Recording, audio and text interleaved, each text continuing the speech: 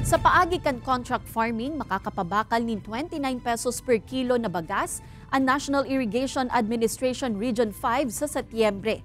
Susod sa programa, 5 metric tons per hectare man sana kan magugusing paroy sa umahan na naka-enroll sa programa an kukuanon kaniya.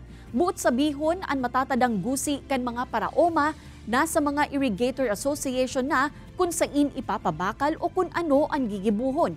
Alagad ang suwestyon kaniya sa mga benepisyaryo kan contract farming kung mapupwede itong matatada sa indang ginusi, ipamulino asin ipabakal na sana kan grupo nin hasta 35 pesos per kilo para sa gabos. Ang 29 pesos per kilo pwedeng mabakal kan mga nasa vulnerable sector sana.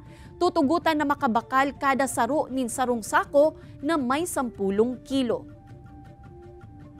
Ang purpose lang naman kasi namin dito is, yung kalahati, may benta natin ng 29. Yung kalahati, ibenta nila. Pag walang pera, association, mamamatay yan. So, yun ang gusto natin na pag nagbenta sila, at least may 6 pesos na naiwan sa kanila per kilo. Yun naman yung i-grow nila na sa association po nila.